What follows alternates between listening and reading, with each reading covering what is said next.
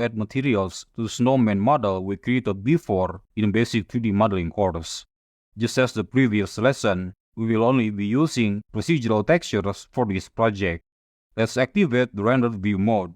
You may also use the material preview mode if you feel your computer is getting too slow. Select the two head objects and then create a new material. Name it head or other names you like. For the color, let's set this to purple, but a dark one, more towards black. Let me drag this up a bit. We want to simulate a rough fabric, so drag this roughness value all the way to 1. Next, to add a velvet effect on the border area, we can use the sheen parameters. Let's increase the weight value to, I think 0.3 is fine for now. For the sheen color or tint, we do not want to use white as it looks too bright against the dark purple color. We can use a color that is closer to the base color.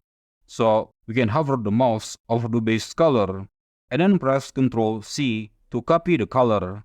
Then hover on the sheen color or tint and press Ctrl V to paste the color, but make the color much brighter. I guess this is enough. Lastly, to make the bottom head object follow the material of the active object, we can press Ctrl L and then choose Link Materials, and the head material is done. Next, we want to add a material for the eyes. Create a new material and name it Eye. Imagine that the eyes are basically just pebbles or stones. So let's just use a gray color similar to stone, but a bit towards blue. I think the blue is too much. Feel free to tweak the color until you like how it looks.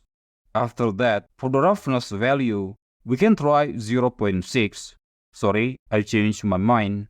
Let's make this 0.4 so it is glossier. This way, we can see speculars on the eyes. Okay, so this is what we have so far. Let's move on to the snow material. Select all the sphere objects that make up the body and the head. Create a new material. Name this one Snow. I don't think we need to change the color, but for the roughness, we can just set this all the way to 1.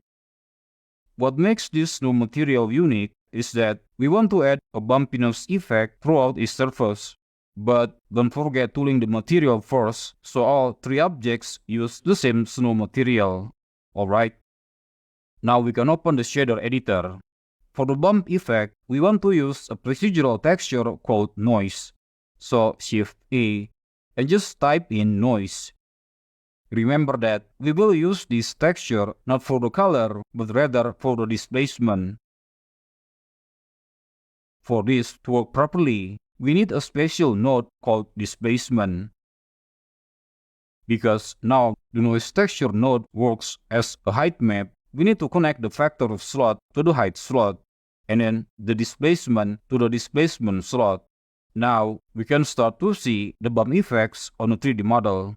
It is still not perfect yet. First, let's tweak the scale value. 8 should be a nice starting point.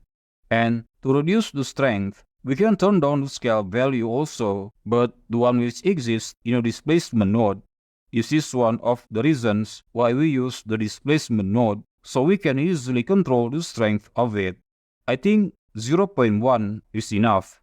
Or, sorry, let's make it 0.05 for now. I believe the snow material already looks nicer.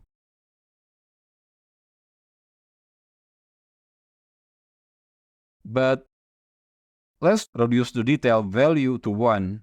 This way, we only have large clumps and less of the smaller ones.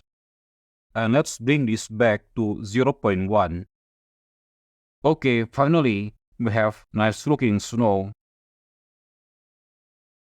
Next, let's create the material for the nose. we can name this one nose. Imagine that the nose is actually a carrot. So for the roughness value, I think 0.4 is enough. And to simulate the carrot color, we want to use a procedural texture called wave. Connect the color output to the base color input dot. Notice how the orientation is still not correct. Now, what makes the wave texture unique is that it already provides a parameter to control the orientation based on the object's local coordinate. So, we do not need any additional nodes. Simply change this to Y, for example. Let's try Z. Okay, Z is the correct one. Then we can try tweaking the scale value. I think 2 is enough. Next, we want to reduce the black color at the tip of the nose. To move the texture position, we can drag the face offset down here. Just drag it until you like how it looks. Personally, I want to have a bit of black on the base of the nose. I think this is enough.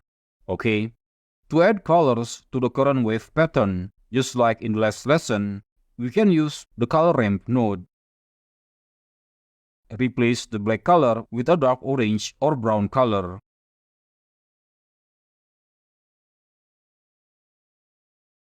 As for the white color, we can start by picking the less dark color and make it brighter so it looks more like a carrot.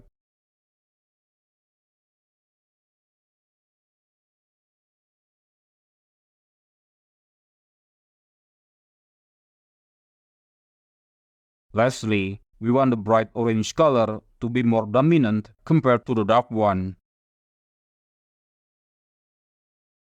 Alright. The last material that we need to create is the wooden arms.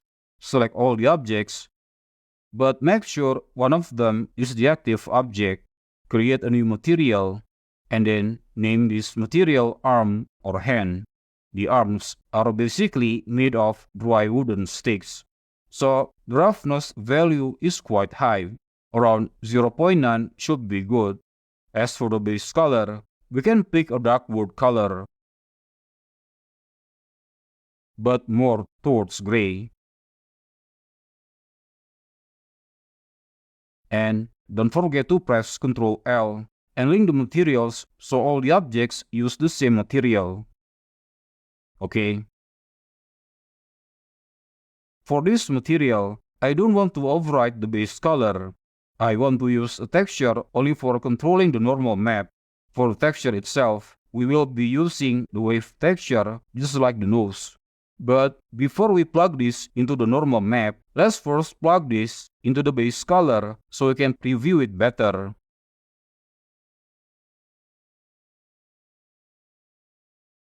For the orientation, I want to use the y-axis. And for the wave profile, I prefer to use triangle. You may not see the difference right away, as currently the pattern is quite small. Next, we can change the scale value. Let's make this 2 for now. The key parameter here is the distortion value. Notice as I drag this value up, the more chaotic the pattern is, and so the more it looks like a tree bark or wood grout. Let's just set this to 15. You can see how nice the pattern looks now. You can keep tweaking the settings if you like, but I will go with this one for now. As I mentioned earlier, we are going to use this not for the base color, but rather for the normal map. We discussed how to generate a normal map before. Basically, you need a bump node, and then drag the vector to height, and drag the normal to normal. Currently, the bump effect is way too strong. We can try turning the strength value down. I think 0.5 should be good. Alhamdulillah, our snowman model now has all the materials that it needs. Yes, I think we can still tweak the settings here and there to make the materials look better. But I believe you should be able to do that by yourself by now.